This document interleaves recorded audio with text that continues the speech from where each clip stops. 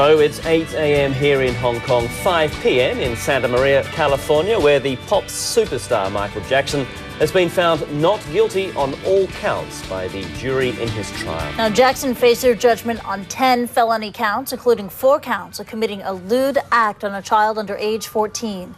The verdict was a total vindication for Jackson, who has maintained his innocence from the start. And we'll have more live coverage on this story in just a moment. But first, crimes and crimes against humanity. Well, those are the headlines. Now let's get back to our top story, the verdict in the Michael Jackson trial. And for more on Jackson's acquittal on all charges, we take you to CNN USA's live coverage. Review in our office, just like we reviewed this one. You wouldn't shy from it now? Well, the answer to the question, truthfully, is I probably wouldn't if it was a good case. But I think we all learned some lessons here that we thought we had a good case this time. What lessons have you learned? Well, I was referring probably more than anything else to the celebrity factor.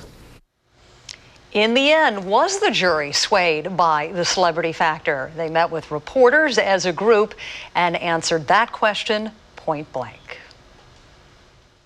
We all came in with our personal beliefs, and some of those did differ, but we spent a lot of time really seriously studying the evidence and looking at the testimony and the jury instructions, and obviously came to an agreement.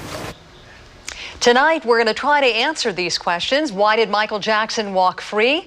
We're going to look at what went wrong for the prosecution, what went right for the defense. And coming up next, is California justice different for celebrities? Finally, what's next for Michael Jackson? With me now in Washington, senior legal analyst Jeffrey Toobin. From Los Angeles tonight, Marcia Clark, who prosecuted O.J. Simpson, and Pamela Hayes, an attorney and former prosecutor here in New York, now a defense attorney. Good to have all three of you with us. Okay, trio, one of the things I heard a lawyer say this evening was the mother was smoking gun Exhibit A. Let's share with our audience what juror after juror had to say about the accuser's mother. What mother in her right mind would allow that to happen, or you know, just freely volunteer your child, you know, to sleep with someone? The mother, when she looked at me and snapped her fingers a few times and she says, you know how our culture is, and winks at me, I thought, no, that's not the way our culture is. So Jeffrey Toobin, was this case lost for the prosecution the minute the accuser's mother took the witness stand? Yes, and it didn't have to happen. The reason this woman was a central figure in the prosecution's case was that the government charged Jackson with conspiring to imprison her and her family. That charge was an albatross that destroyed this prosecution. If they had simply charged him with child molestation, the mother wouldn't even have been a prosecution witness. The case would have been half the length or less, and instead they made a terrible decision to bring a charge that Jackson was clearly innocent of, and it not only sunk that charge, but the rest of the case with it. Marcia Clark, do you really think that Michael Jackson could be looking or would have been looking at prison time tonight down the road if the case had been streamlined and if the prosecutor had narrowed the charge to the molestation charge? I have to say, no, I don't think it would have mattered. And I do have to say that I agree with Jeffrey. Absolutely. The conspiracy charge was something that many of us agreed should not have been filed. It was a weak charge. It was an unnecessary charge. These are difficult cases, Paula. Child molest cases are always very hard. And that made it that much harder because you're premising a felony count of conspiracy on the testimony of a witness who was a problem right from the start. This was no surprise. This was not something that jumped out of the box on the prosecution in the middle of trial. Right from the beginning, they knew she was a troublemaker, and she was not somebody that needed to be called without that conspiracy charge. So don't file the charge. However, having said all of that, and I don't think the charge should have been filed, and I don't think she should have been called, and I don't think it would have hurt the prosecution all that much if the defense had called her.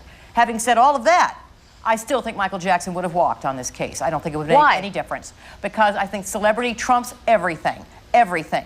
And I thought maybe it was something endemic only to Los Angeles. I now think that's just the way it is. His celebrity, I think, blocked out the sun. The jurors say no. I say they don't even realize subconsciously what an impact it has. Because what happens, Paula, is that a celebrity, especially of the magnitude of Michael Jackson, he's huge. He's huge. He's like 10 times bigger than O.J. Simpson ever was.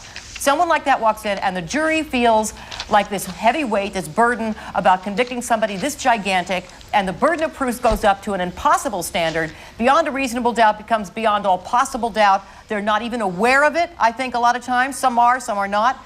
And I think that's what happens, and I think that's why we got the acquittals, not because he wasn't proven. Pam, you just heard what Marcia Clark had to say, and yet one of the jurors said quite forcefully, hogwash. We looked beyond that, and we looked at Michael Jackson like any other individual. Had he not been a celebrity, would he be looking at prison time tonight? They would have never brought the charges. This was all a orchestration by the prosecutor. So wait, so you're saying the charges were only filed because he was a celebrity? Yeah. So you're saying the exact opposite of what Marcia said?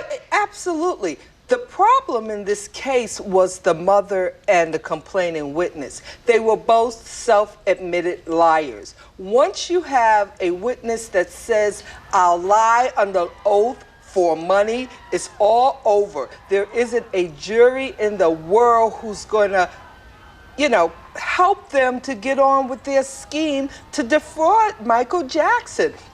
I really felt that these people were self-admitted liars. They defrauded J.C. Penney. They came to court and said, yeah, we lied, and couldn't give an explanation why. And this woman had been doing this, the welfare fraud, and she's teaching this poor young man to do it. It was quite obvious. It had nothing to do with celebrity. They just wasn't going to accept the word of a liar. I think everybody in our panel would agree tonight. All right, that was CNN USA's coverage of the acquittal of pop star Michael Jackson.